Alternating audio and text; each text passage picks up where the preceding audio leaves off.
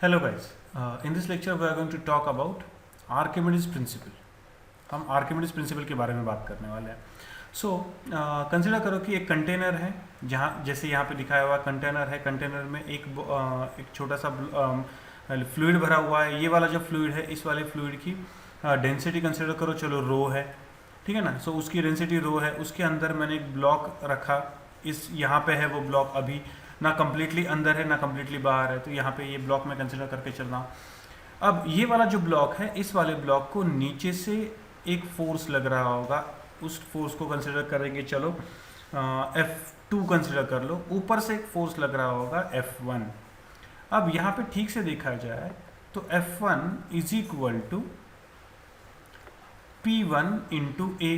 अब ये जो ब्लॉक है, हम वो क्यूबॉइड कंसिडर कर रहे हैं, तो दोनों F2 और F1 दोनों जहाँ पे लग रहे हैं वो वाले एरिया सेम ही होंगे. सो F2 भी क्या होगा, F2 will be equal to P2 into A. ठीक है. अब चलो ये वाला जो वन वाला जो एरिया है, उसके ऊपर वाला जो लिक्विड कॉलम है, उसकी हाइट H1 पकड़ लो, तो यहाँ पे क्या मिलेगा मुझे. और चलो एटमॉस्फेरिक प्रेशर भी कंसिडर कर लेते हैं P0. तो यहाँ पे P1 इज इक्वल टू क्या मिलेगा मुझे, P0 प्लस रो जी H1. ठीक है, रो जी H1 इंटू ए. सही है. वैसे ही अगर ये वाली हाइट अगर मैं H2 कंसिडर कर लूँ, ये वाली हाइट अगर H2 कंसिडर कर लूँ, तो मुझे क्या मिलेगा, P2 is equal to P0 plus rho g H2 into A. ठीक से देखना, इट्स वेरी इंटरेस्टिंग. यानी ऊपर वाला जो एरिया है, ऊपर वाला जो पार्ट है, उस वाले पार्ट पे नीचे की डायरेक्शन में F1 फोर्स लग रहा है, और नीचे वाला जो पार्ट है उसको ऊपर वाली डायरेक्शन में F2 फोर्स लग रहा है. नेट अपवर्ड फोर्स, ठीक है ना, net upward force, net upward force. ठीक है. नेट अपवर्ड फोर्स कितना होगा ऊपर वाली डायरेक्शन में. ऑब्वियसली F2 जो है वो ज़्यादा डेप्थ में है, तो P2 बड़ा होगा P1 से. ठीक है ना. P2 जो होगा वो P1 से बड़ा होगा, क्योंकि ज़्यादा डेप्थ में है, इसलिए obviously F2 will be greater than F1. तो यहाँ पे नेट अपवर्ड फोर्स कितना होगा, F2 minus F1. F2 minus F1 मैंने पुट कर दिया. सब कुछ पुट करने के बाद मुझे क्या मिलेगा, ठीक से देखना, रो जी इंटू ए ब्रैकेट में H2 माइनस H1. ये होगा net upward force experienced by this block. ये वाला जो ब्लॉक है यहाँ पे, इस ब्लॉक ने अपवर्ड डायरेक्शन में जो भी फोर्स एक्सपीरियंस किया वो कितना है, रो जी ए इंटू H2 माइनस H1. ये H2 माइनस H1 आप ठीक से देखोगे तो ये वाला जो ब्लॉक है, इस वाले ब्लॉक की जो लेंथ है यहाँ से लेके यहाँ तक, ये जो लेंथ है, ये L कंसिडर किया, तो H2 minus H1 is equal to L मिलेगा मुझे. ठीक है. सो ये H2 minus H1 is equal to L मिलेगा मुझे. तो यहाँ पे मैं ऐसे लिख सकता हूँ, रो जी A इंटू L. अब ये A into L, A is the area, ठीक है ना, of that block, L into length, यानी क्या मिलेगा मुझे, V रो G. ये क्या मिलेगा मुझे, net upward force experienced by that block. Net upward force experienced by that block. इस फोर्स को कहा जाता है अपथ्रस्ट. ये वाला जो होता है फोर्स, इसे कहा जाता है अपथ्रस्ट, या फिर इसी फोर्स को और एक नाम है, एंड वो नाम है बॉयंसी फोर्स. ठीक है ना. उसका स्पेलिंग है, कोई बियॉन्सी बोलता है, कोई बॉयंसी बोलता है. इंपॉर्टेंट है स्पेलिंग्स, तो स्पेलिंग की तरफ ध्यान देना. B-U-O Y. ठीक है. So it is nothing but V into rho into g. अब हमें पता है कि रो यानी density is equal to M by V, यानी V इंटू रो क्या मिलेगा मुझे, M. सो यहाँ पे कर देंगे.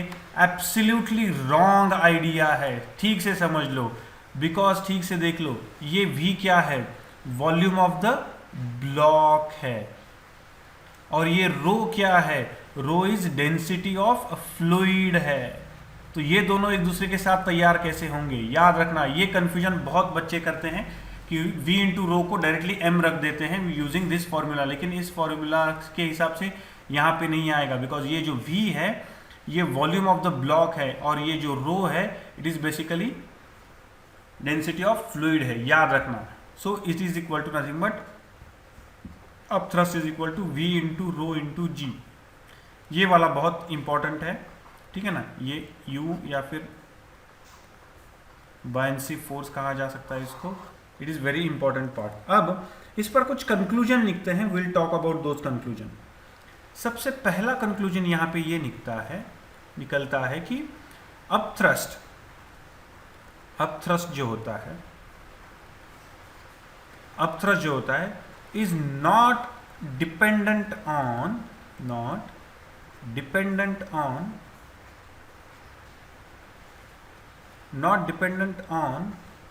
मास और डेंसिटी, ठीक है ना, मास और density of that particular block, वो वाला जो ब्लॉक है उसकी मास और डेंसिटी पे बिल्कुल डिपेंडेंट नहीं होता है, वो किस पे डिपेंडेंट होता है? Only the volume which is emerged into the fluid के अंदर जो वॉल्यूम गया है उस पे ही सिर्फ डिपेंडेंट होता है। दूसरा पार्ट इंपॉर्टेंट होता है, अब thrust depend upon the nature of the displacement of the fluid. किस पे डिपेंड होता है? नेचर ऑफ द फ्लूइड, यानी फ्लूइड का डेंसिटी क्या है उस पे डिपेंड होता है। Nature, NATURE, nature of fluid पे डिपेंडेंट होता है, ठीक है ना, नेचर ऑफ फ्लूइड पे डिपेंड होता है अब थ्रस्ट। अब उसके बाद अब मैं अगर प्रॉपरली आपको बता दूं कि ये वाला अगर ब्लॉक है, इस वाले ब्लॉक पे नीचे वाली डायरेक्शन में उसका वेट लग रहा है mg, चलो W1 कंसिडर करते हो उस वेट को, ठीक है, W1 कंसिडर कर लो उसको, ठीक है। तो अगर हवा में है ये ऑब्जेक्ट अगर हवा में है या फिर वैक्यूम में, चलो वैक्यूम में अगर ये ऑब्जेक्ट है तो उस पे उसका वेट कितना है? W1 है, क्योंकि डाउनवर्ड डायरेक्शन में एक ही फोर्स लग रहा है। लेकिन जैसे ही मैं उसको किसी फ्लूइड में इमर्ज करता हूं तो उसको ऊपर वाली डायरेक्शन में बायनेंसी फोर्स लगता है F। सो बेसिकली उसका जो इफेक्टिव वेट है वो कम हो जाता है, उसे कहा जाता है apparent wait, APPEARENT, apparent wait कहा जाता है। ये एपरेंट वेट कितना होता है? एपरेंट वेट इज बेसिकली उसका actual wait minus up thrust, ठीक है ना। सो अब उसका एक्चुअल वेट कितना होगा? ठीक से देखो, उसका एक्चुअल वेट होगा mg, अप थ्रस्ट कितना है? v into rho into g. अब ठीक से देखो, ये जो m है ये मास है, तो अब यहाँ पे मैं ये फॉर्मूला यूज कर सकता हूँ मास के लिए, mass is equal to v into sigma, पकड़ लो, sigma is the density of that particular block जिस मटेरियल का बना है उसका डेंसिटी। सो यहाँ पे ऐसे कर सकता हूँ v into sigma into g minus v into rho into g. अब यहाँ पे v, ये भी ब्लॉक का v है, ये भी ब्लॉक का v है, ये g दोनों के लिए सेम है, तो यहाँ पे ऐसे रख सकते हैं vg और ब्रैकेट में sigma minus rho. This is basically the apparent wait of the body when it is emerged into any fluid. किसी भी फ्लूइड में अगर मैं उसको इमर्ज कर देता हूँ तो ये उसका एपरेंट वेट मिल जाता है, ठीक है। और एक उसका ये तैयार कर सकते हैं हम लोग, फॉर्मूला तैयार कर सकते हैं कि सपोज इसमें से मैंने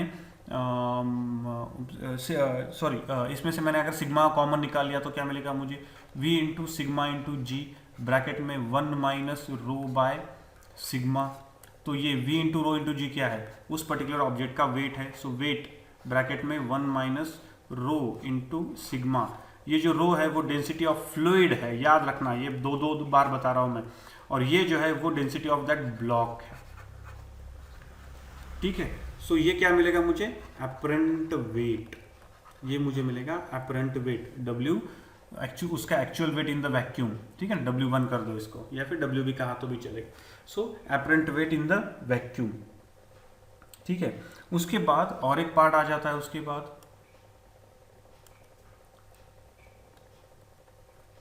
fourth one, that part is if the body, ठीक से देखना, if the body is emerged in the fluid, ठीक है, तो इनिशियली उसका वेट था W1, ठीक है। इनिशियली वैक्यूम में उसका वेट था W1, लेकिन जैसे ही मैंने उसको फ्लूइड में डुबा दिया तो उसका वेट हो गया W2, यानी उसका एक्चुअली वेट लॉस हुआ ना। सो ये जो वेट लॉस है, ये वेट लॉस कैसे फाइंड आउट किया जाता है? सिंपल सी बात है, ये वेट लॉस कैसे फाइंड आउट किया जाता है? That weight loss is given by, ठीक से देखना, दैट वेट लॉस डायरेक्टली बता देता हूँ, W1 minus W2 is equal to V into, यहाँ पे देख सकते हो V into rho into g, ठीक है। ये उसका क्या है? वेट लॉस है। तो इसको अगर ठीक से देखें तो volume V is equal to W1 upon W2, that is loss in weight divided bye,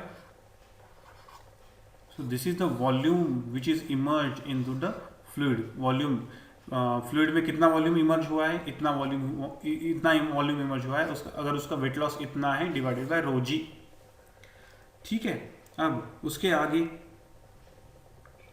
और एक फंडा आ जाता है, that funda is called as relative density, ठीक है ना। सो मुझे पता है relative density of the body, so relative density RD, ठीक है ना। रिलेटिव डेंसिटी, ये फिफ्थ है सपोज, चलो।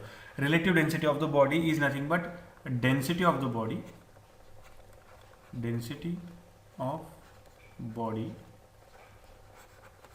in comparison with density of water, in comparison with density of water, ठीक है, in comparison with density of water which is equal to, ठीक है ना, which is nothing but weight of the body, ठीक है। अगर दोनों का देखो अब क्या होगा, अगर मैंने यहाँ पे ये इमर्ज कर दिया है, ठीक है ना, यहाँ पे ये इमर्ज कर दिया, तो यहाँ पे जो भी पानी था वो कहाँ चला गया, ठीक है ना, क्योंकि अब उस पानी की जगह किसने ले ली? इस बॉडी ने ले ली, तो वो पानी निकल गया। इसका मतलब जितना वॉल्यूम अंदर इमर्ज होता है उतना ही वॉल्यूम का पानी डिस्प्लेस होता है, ऑब्वियसली उतना ही वॉल्यूम का पानी डिस्प्लेस होता है। तो यहाँ पे अगर देखा जाए तो density of the body, density of the body को अगर मैं यहाँ पे wait of the body, WEI, okay, wait of the body, weight of the body divided by weight of the equal volume of water, weight of equal volume of water, ठीक है। ये कर सकता हूँ, एब्सोल्युटली किया जा सकता है। कैसे किया जा सकता है इसको? देखो डेंसिटी मुझे पता है, वाटर की डेंसिटी कंसिडर करो, चलो वाटर की डेंसिटी बॉडी की डेंसिटी रो, वाटर की डेंसिटी सिग्मा कंसिडर करो। तो रो को मैं कैसे लिख सकता हूँ? m डिवाइडेड बाय v लिख सकता हूँ। तो सिग्मा को भी कैसे लिखा जा सकता है? m divided by v। दोनों का अगर वॉल्यूम सेम है तो कैंसिल हो गया, तो मास रह गया, ठीक है ना। तो मास यानी मास m1 डिवाइडेड बाय m2 रह गया, दो ऊपर नीचे g से मल्टीप्लाई कर दिया, g। So weight of the body divided by weight of the equal volume of the water. Equal volume important है, ठीक है ना। और यहाँ पे हम देख सकते हैं कि अगर बॉडी इमर्ज हो जाती है फ्लूइड के अंदर, तो वो उसका जितना खुद का वॉल्यूम है उतने वॉल्यूम को वो डिस्प्लेस कर देती है, उतने वॉल्यूम को वो डिस्प्लेस कर देती है। So weight of the body divided by weight of the equal volume of water. हम रिलेटिव डेंसिटी के बारे में बात कर रहे हैं, ठीक है। So equal to weight of the body, चलो weight of body divided by water thrust, यानी वाटर जो होता है वो जो अपवर्ड फोर्स लगाता है, दैट इज वाटर थ्रस्ट, ठीक है ना। So equal to weight of body, upward thrust कितना लगाता है वो? अपवर्ड थ्रस्ट लगाता है loss in the weight, obviously जितना लॉस हुआ वेट में, ठीक है, जितना लॉस हुआ वेट में उतना ही उसने अपवर्ड थ्रस्ट लगाया, तभी तो लॉस हुआ वेट में। सो W1 minus W2 which is nothing but relative density is given by W1 divided by W1 minus W2। This is the relative density of the body, this is the relative density of the body, ठीक है। So ये आ जाता है यहाँ पे ना। उसके बाद और एक छोटी सी चीज़ इसके अंदर होती है कि whenever you are using the Archimedes principle you have to be very careful about use of densities के यूज़ के बारे में आपको बहुत ज़्यादा केयरफुल रहना पड़ता है, ठीक है ना। क्योंकि ये वाला जो फॉर्मूला है जो मैंने बहुत ज़्यादा इंपॉर्टेंट बोला है, इस फॉर्मूला में v और रो अलग अलग इसके हैं, यहाँ पे ये वी और रो अलग अलग इसके हैं, ठीक है ना, और ये बाकी जो प्रॉपर्टीज़ है वो उसी के अंडर आ जाती है। अब इसके बाद आर्किमिडीज प्रिंसिपल के ही अंदर एक छोटा सा पार्ट है, ठीक है, and that part is called as flotation. क्या है? फ्लोटेशन, FLOATION,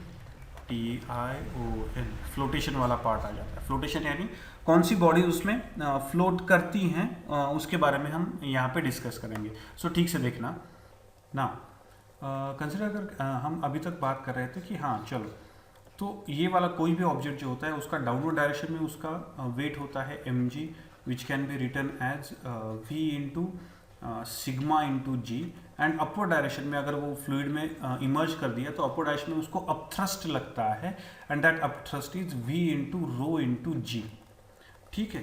तो अब यहाँ पे इंटरेस्टिंग पार्ट ये आ जाता है कि चलो ये जो होता है ये अपथ्रस्ट को u कंसिडर करते हैं एंड इसको वेट को w कंसिडर करते हैं।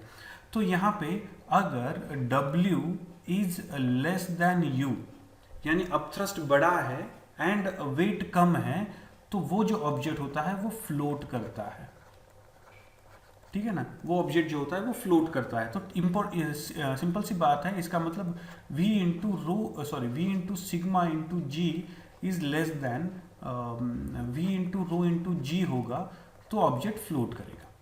सही है, ऑब्जेक्ट फ्लोट करेगा। तो v कट गया बिकॉज वो ऑब्जेक्ट का ही है, जी भी कट गया।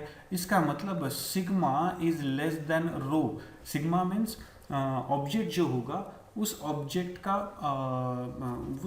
का जो भी वेट होगा, ठीक है ना, ठीक है, उस ऑब्जेक्ट का जो वेट होगा वो अगर कम है एंड अपथ्रस्ट अगर ज़्यादा है तो ऑब्जेक्ट फ्लोट होता है। इसका मतलब जो ऑब्जेक्ट के बारे में हम बात कर रहे हैं उसकी डेंसिटी अगर फ्लूइड की डेंसिटी से कम है तो ऑब्जेक्ट फ्लोट करता है।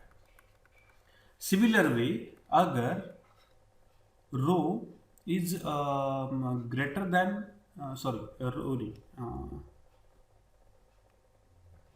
Similarly sigma is greater than rho, यानी जो ऑब्जेक्ट है उसकी डेंसिटी, ठीक है ना, उसकी डेंसिटी अगर फ्लूइड की डेंसिटी से ज्यादा है तो ऑब्जेक्ट क्या कर जाता है? सिंक कर देता है। ऑब्जेक्ट क्या कर देता है? सिंक कर देता है, ठीक है। अब तीसरी यहाँ पे और एक इंपॉर्टेंट पार्ट आ जाता है which is very much important. यहाँ पे देख लेना कि कभी कभी क्या हो जाता है, कभी कभी ऑब्जेक्ट पूरा इमर्ज नहीं होता है, पार्शियली इमर्ज हो जाता है। जैसे ही पार्शियली इमर्ज हो जाता है उसके बाद जो भी अपथ्रस्ट होता है यानी v सिग्मा जी यानी इज एंड v रो जी, तो यहाँ पे ये जो v है ये total volume of the object है, यानी total volume of the object है। और यहाँ पे v जो है वो इमर्ज्ड वॉल्यूम है। वो क्या है? इमर्ज्ड वॉल्यूम है। अगर ये दोनों अलग हैं, ठीक है, और ये थोड़ा सा ही अंदर जाने के बाद अगर ये दोनों इक्वल हो जाते हैं तो हम उसे कहते हैं ट्रांसलेटरी इक्विलिब्रियम। हम उसे क्या कहते हैं? Translatory equilibrium. हम उसे क्या कहते हैं? Translatory equilibrium. यानी इस केस में क्या होता है कि ऑब्जेक्ट जो होता है वो थोड़ा सा अंदर चला जाता है and then it starts floating over there. यानी पूरा वॉल्यूम अंदर नहीं जाता है, पूरा वॉल्यूम बाहर भी नहीं है, थोड़ा सा अंदर है, थोड़ा सा बाहर है। तो ये वाली जो केस होती है, इस वाली केस को ट्रांसलेटरी इक्विलिब्रियम कहा जाता है। और ऑब्जेक्ट जो होता है वो फ्लूइड के अंदर, आपने देखा होगा ऑब्जेक्ट जो होता है वो फ्लूइड के अंदर आधा अंदर चला जाता है और आधा बाहर होता है। तो यहाँ पे ये जो v डैश होता है, v dash is basically the total amount of volume which is inside the fluid, so ये वाले जो पार्ट है ये होता है फ्लोटेशन ऑफ द ऑब्जेक्ट, ये होता है फ्लोटेशन ऑफ द ऑब्जेक्ट। सो ये समझ लो ठीक से। इस पे डिपेंडेंट अगर एग्जांपल सॉल्व करो तो you will come to know the exact idea about the flotation and Archimedes principle. This is all about the Archimedes principle. Thank you.